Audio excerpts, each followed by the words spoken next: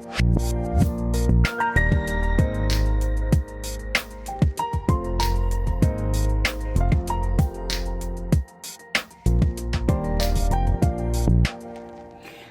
and welcome to the Tongue of the Trees. I'm Elizabeth Ashley, the Secret Healer, and this video is what is Mandarin Essential Oil good for? I'm happy now. This is one of my very favourite oils. I always talk about my healing click, and you know, some oils just don't quite marry up, you know, with your personality, and some are just wonderful. And Mandarin and I are very, very good friends. So what do I use it for? Well, I'm going to talk about just the physical aspects of the essential oil here. And then I'm going to take you to another video, if you'd like to come, where we'll talk about the emotional, the mental, spiritual aspects of the oil, the safety, and also how to blend it. And you can find the video link to that just below us down below. So the information that we're going to talk about today is taken from my free book that you can get on Amazon or on iTunes or any of the big ebook providers, completely free of charge. If you would like to pay me and buy yourself a paperback, what you'll notice is there is lots and lots of room. Oh, I've opened it on the page where I've scribbled, which is exactly what I'd like you to do. When you're watching these videos or any other video by an expert and you think, I didn't know that, scroll it in. So, let's see. What do we know about Mandarin? Well, first of all, its personality is very light and vibrant and excitable, you know. It's chatty and friendly, and we have this kind of disposition when we use it, and I couldn't wait to get it out because I love the way that it makes me feel. But in terms of the physical medicine, the things are quite disparate. So the first thing is I always use Mandarin for chickenpox and shingles. So potentially where its tremendous skill comes from, particularly with shingles, not so much with chickenpox, but shingles is one of those things that kind of lays dormant in your system for a long time and then suddenly flares up, and often it's because you become quite run down. You catch it because you've been run down, and you know, this HPV virus just is latent the whole time. So what is it about the body that creates this window where suddenly it flares up? And often it's because of exhaustion. So this is one of the key areas where Mandarin is extraordinary for long-term stress, for exhaustion, for depleted adrenals generally. So what do I mean by that? So if you're not clear on what the adrenal glands are, because people talk about adrenal exhaustion a lot, don't they? But it's not really that easy to understand what it is. So when we're stressed, if you go into a fearful situation, your brain, your amygdala in the brain perceives the fear, and it sends messages to the hypothalamus, to the pituitary, and then to the adrenals. So the hypothalamus sends messages, chemical messages, hormones, neurotransmitters, to the pituitary, which then sends out chemical messages, hormones, neurotransmitters to the adrenals, and then the adrenal then sends out its messages. So the main messengers that come from the adrenals are adrenaline, as in adrenals, adrenaline, noradrenaline, which is what switches it down, and cortisol. So cortisol is an interesting chemical, because a lot of people, when you hear people talk about cortisol, cortisol sounds like the devil, you know, it's all bad. But actually we need cortisol. And I'm going to say normal. I'm allowed to say normal in this situation because I am the mum of an Asperger's child, and I recognise his atypical brilliance at every possible level. But this doesn't happen to people with Asperger's, and it will be interesting for you to know that. So a normal person, and a neurotypical person, gets up in the morning. About half an hour after they get up, they have a spike of cortisol, and then it goes down through the day like that. Now, a lot of people recognise this as the time when they have a caffeine hit. You know, they have a cup of tea and a cup of coffee, and they feel, but actually, even without that, your body does that. And an Asperger's person doesn't. They have this all the way through. So you might notice how they don't get stressed, or they don't, you know, everything's quite monotone in their existence. And after having lived a whole lifetime with an Asperger's person, it's incredibly reassuring when you understand why this happens. They're very nice, calm people to be around, you know, they just tick along in their own way. So this spike of cortisol is to help us to rise to the occasion of the day, and it drops down through the day like that. So cortisol's good, and it's actually it's anti-inflammatory, because if in a stressful situation, what happens is the body decides, right, well, there's a saber-toothed tiger on the ground, I need to jump up into a tree very fast, and so it moves all non-vital energy away from the peripheral systems. So, for example, digestion isn't that important at that point, neither is your skin. So all of the energy that would normally be pushed from there goes to strength and changing things, glycogen into energy, so that your muscles can work harder, you can run faster away from the saber-toothed tiger. Now, clearly we do not have saber-toothed tigers any longer, but we still act towards stress in the same way. So the problem is now that because we live very stressful lives, actually the body forgets how to turn the stress off. Because before, once the saber-toothed tiger had gone, one gets down from the tree and thinks, right, that's it, and the chances are it's not going to come back again, because you light a fire and you will not have that stress for a while. But in today's day and age, we don't have the tiger, but we do have continual stress. So what this means is the body does not switch off cortisol. Now, what happens if we have long-term secretion of cortisol is the body, the cortisol kind of turns on its axis and becomes inflammatory.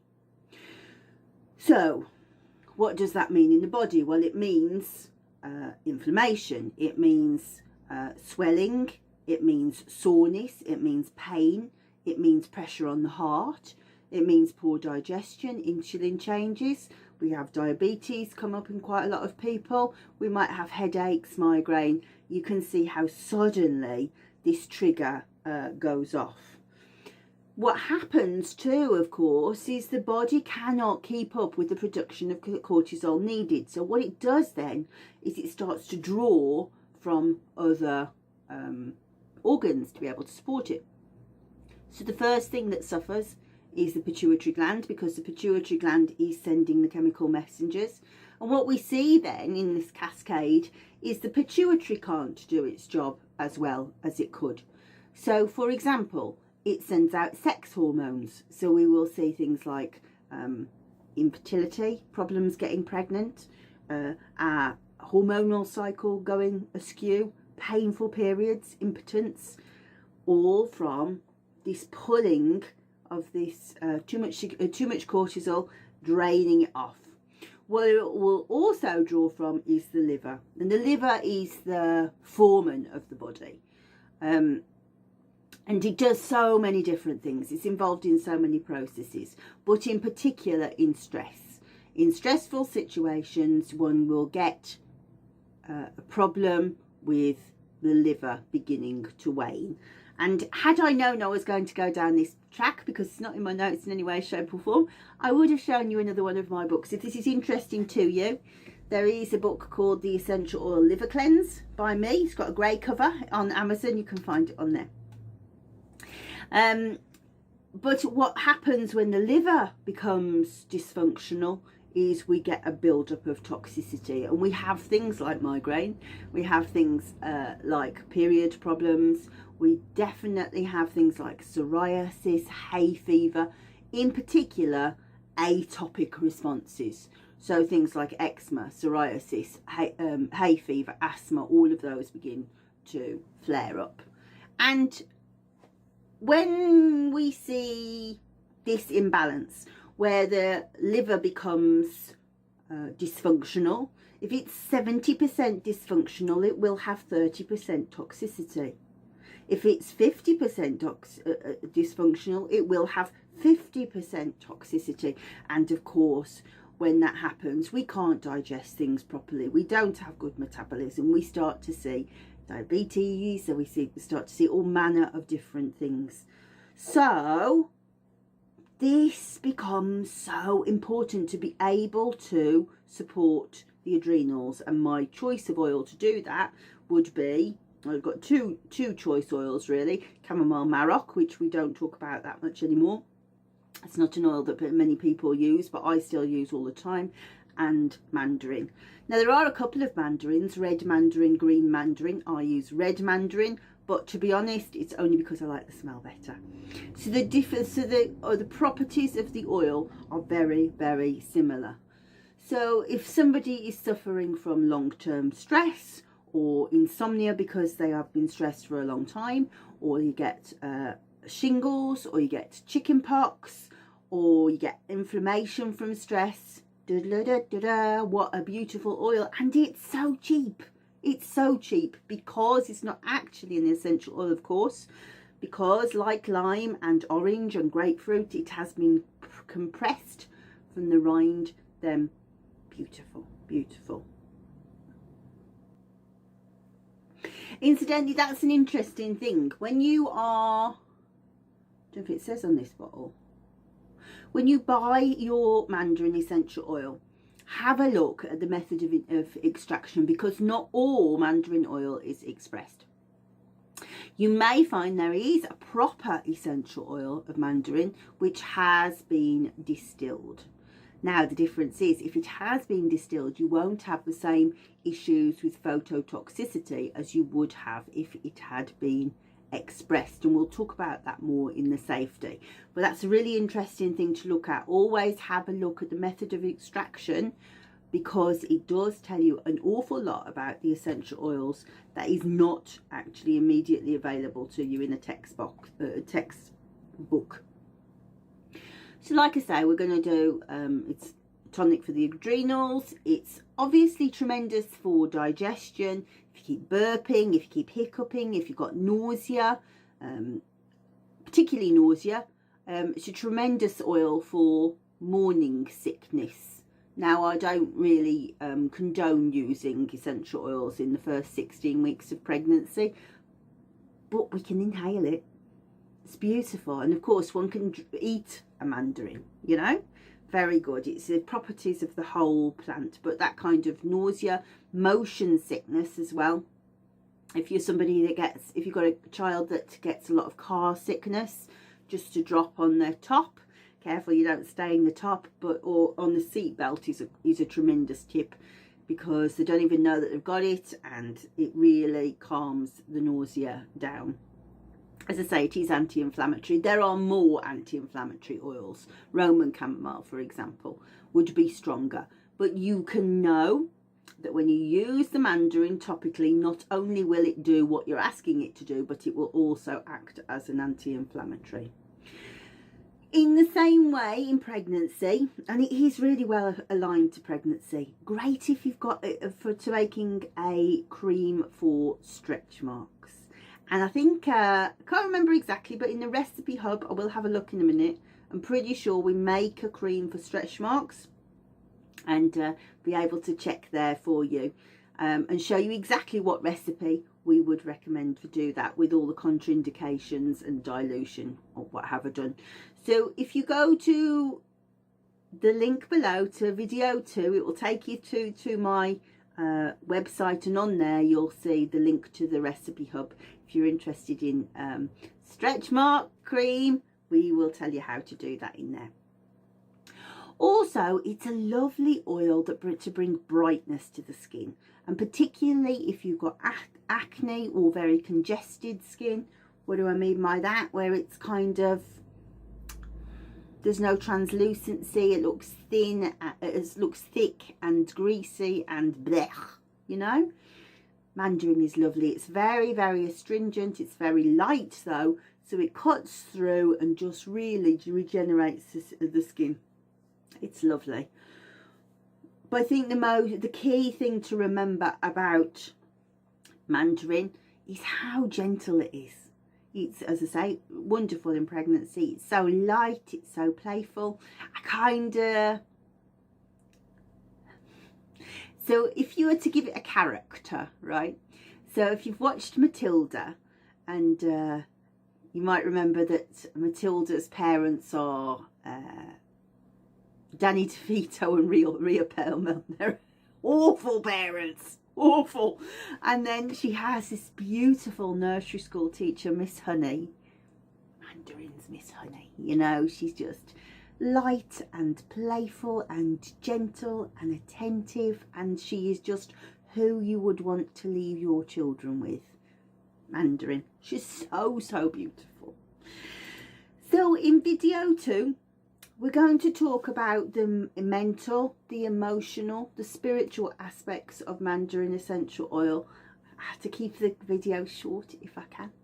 And then we will talk about safety, because as I say, we touched on that a little bit, and whether it's safe in pregnancy, how to use it in pregnancy really, around your cats and dogs, how do you use it on children.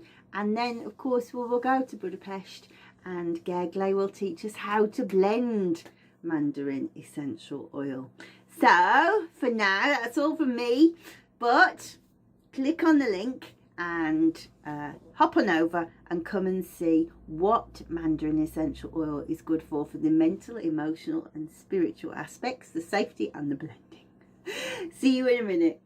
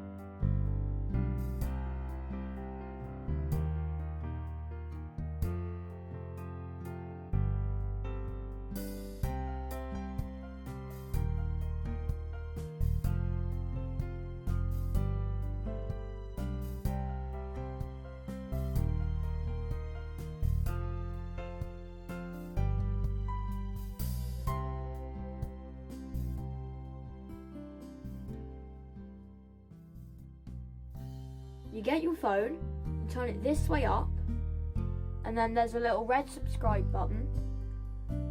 Turn it grey by clicking it, and then there's a little bell. Click that and press all at the bottom of your phone or tablet or computer. It will say you will receive all notifications, and then there's a little hand with a thumbs up. Click that, it'll turn it blue and it says added to your liked videos, and there will be comments, and if you want to you can send a comment and say like hi's to Mum and Gergely, and then the link to the next video will be in the description below underneath the video. So bye.